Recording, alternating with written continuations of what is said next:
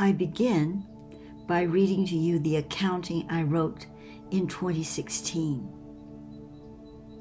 Early this morning, August 4th, 2016, I had a dream I can barely remember, but I knew it was real. It was about an island being formed now on some Earth dimension. Night before last, I had another real dream filled with information I could not remember at all, only the feeling of having the dream. I know these dreams are connected. So at the moment I write this, and this would be in 2016, I am moving into the Thoth Akasha to retrieve the information that was in these dreams, beginning with the last one about the island. First, this is what I do remember from the dream. There were beings of light I could not see, creating an island on the surface of the earth.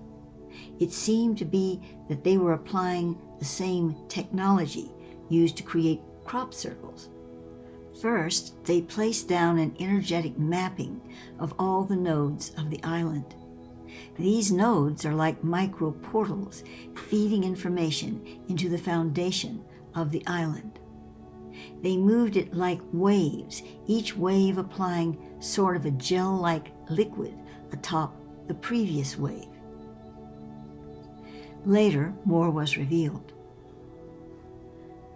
This gel liquid is composed of hyper-itons that have one of their components oppositely charged, so that the iton goes into a continuous collapse.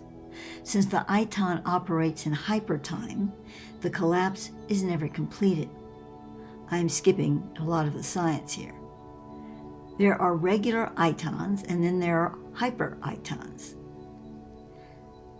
Now, itons themselves, let's go over that just briefly. Itons are particles of supraatomic substance created by breaking atomic bonding to the orotronic or half-light spiral. These particles act as seeds for the metatronic full-light consciousness in this reality system. One of the ways itons are created is during the lightning strikes in the Sephirothic tree. Atoms are converted into itons by metabolizing through a rhombic energy field stimulated by a change in etheric density. Itons are atoms that have been turned inside out. Once our physical atoms have the proper light mathematic encodings to itonize, we will be able to safely pass through the LP40 ascension, the world ascension, into the newer star reality. About the island I saw in the dream, Thoth is calling it RARAMURA, Island of the Mother Sun. It is not ancient, it is new, being created now, as closely as we can reconcile the meaning of now. Yet it holds the codes of Mu, the most ancient of her expressions of the motherland. Beyond this, it is created from the liquid light of the Mother Sun, Mazuriel, thresholding the Atosic, our mother universe. Now, when I say now, I'm speaking of 2016. According to what I received now, Thoth is saying that it has already been created. Again, we're having to sync our time with it to say now for any reason, but we're going to go with that right now. So it's ready to receive. Let's put it that way. We'll talk more about that in a moment. Now, Thoth's definition of the Atosic is an intelligent God plane with an outer neutral universal field that holds the balance between the universe and anti-universe, preventing these two potentials from coming into direct contact with each other, which would result in the destruction of both. It is the unified field of all consciousness where there is no separation. In the Atosic, all time fields and universal strata strike a harmonic in the center of the soul's atoma, or inner heart sun, which is the composite of all 7 chakras. The Atosic universe is the charge or release from time, space, matter divisions. the purpose of this island? When I go into this, I see the following. There are beings in it from among the new visitors having come through the star stream, opened on May 29th. Now this would be May 29th, 2016. This was a specific opening of star streaming that allowed the Atosic universe to have a more direct connection to our atomas, to our central suns within us. And so this also allowed beings from deeper in the Metatronic realm to come through to us. I continue, yet they are our kindred from the same universal gene pool. They are the builders and guardians of this mother-sun island under the authorship of the solar hierarchy, using this term to apply to all star-sun frequencies streaming into and out of Earth. They come from deep within the Trapezium of Orion, the birthing womb of this universe. Thoth is giving the name here, the Osirian Walkers. In other words, the Osirians, which he spoke about to me, and I recently put in a Substack, and I will put that Substack link below,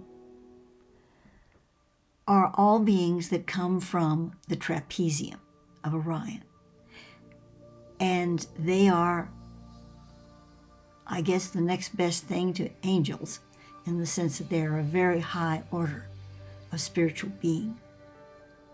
Now, the Osiris Walkers are the ones who are working with the Earth directly in connecting this island and other things that have to do with the Pyramidus Radius Matrix.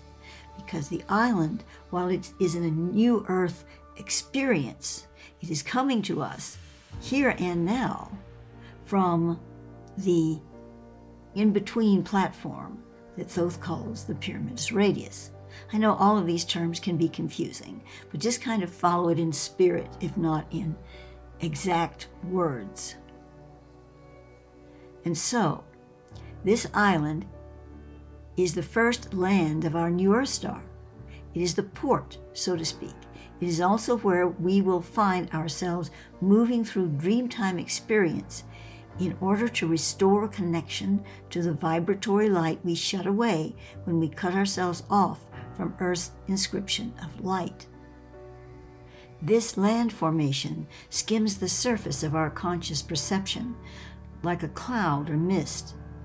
Some may glimpse it physically, like a phantom upon the horizon or just above the horizon, as in the sky, but it actually is upon the ocean. One cannot run into it by ship, as it has a magnetic curve around it, warping space-time, like the Bermuda Triangle, but it is controlled and not dangerous, not like the Rogue Triangle. The location of this island on our planet is near Rapa Nui, or Easter Island, in the Pacific Ocean. I am shown that there is a strong connection between Rapa Nui and the Isle of the Mother Sun, and that the new isle is forming atop portions of Rapa Nui now under the sea, as it was once a much larger landmass. In fact, at one time it was connected to Mu. In 1991, I wrote an article about Rapa Nui.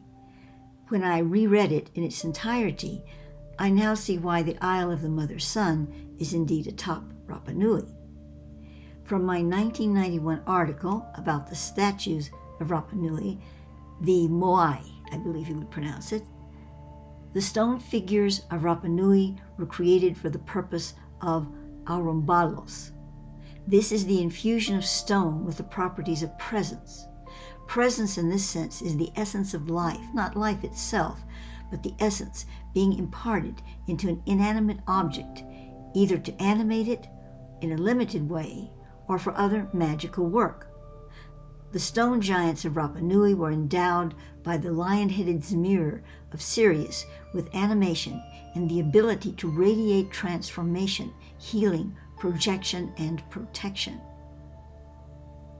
That's the end of that quote. And I say, now I know these statues hold open the nodes there for receipt of various timelines and portal insertions, and now for the event of the formation of its motherland, RARAMURA.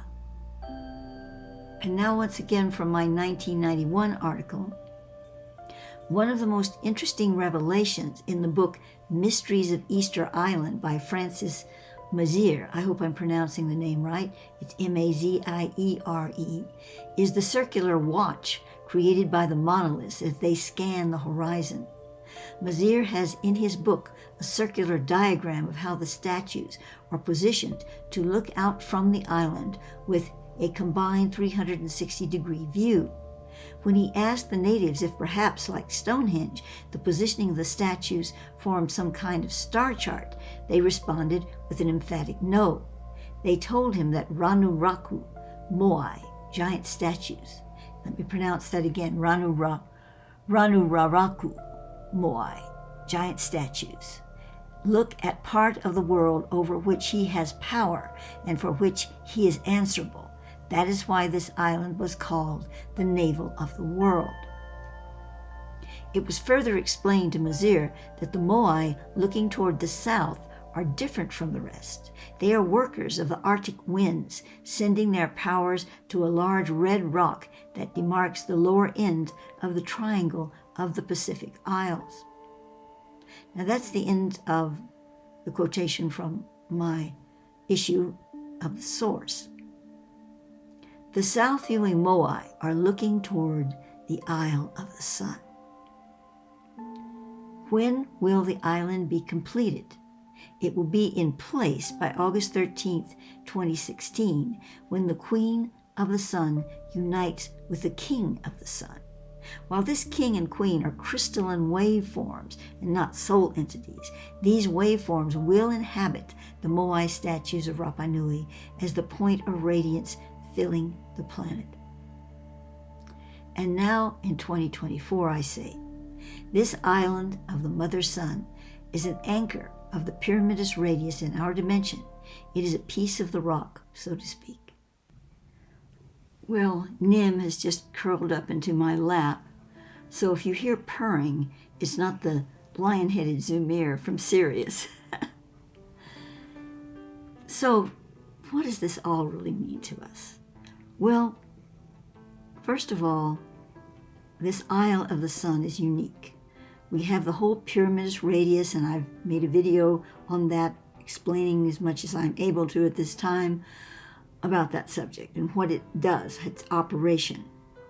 But the Isle of the Sun, which is supported by the pyramidus radius, or it couldn't be implanted, is really a part of the new Earth. And it's kind of like a floating premonition. And yet its reality is anchored in our heart, our central sonatoma of our being, because that is where time disconnects from linear and becomes toroidal. And that takes us to no time. Because the newer star is now. If you get out of, you remove yourself from linear time. In a way, you could say that RARAMURA is our new Avalon, or at least an aspect of it. It invites us to participate in a portion of the future that is also the present. And we have the Osiris walkers to help us and to bring us into contact with this experience. One of the interesting things I saw now in 2024, as I was re-experiencing it, was that these beings literally created not just the island, but temples and places to connect that we understand, spiritual centers. But there's not a lot of people running around. We are the people. So mostly it is the Osiris walkers who literally appear to us in some of these places. You could go into one of these temples and it would appear empty, and yet there would be this incredible energy, this presence of the divine. Yet we will be seeing others there, like ourselves, who are also astral projecting there, remote viewing it, in that in-between dream state that Thoth speaks about, and they will see us.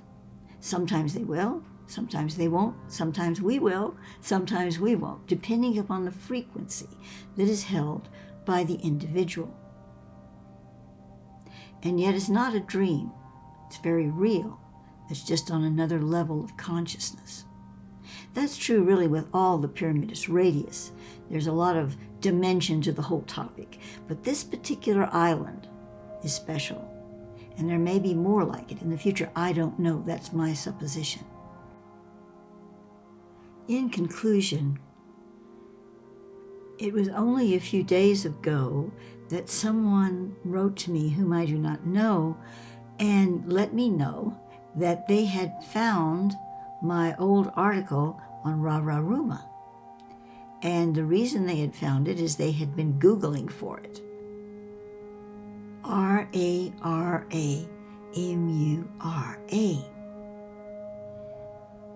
They had had a dream or experience where a being was calling that word to them. So what does that tell us? It has begun.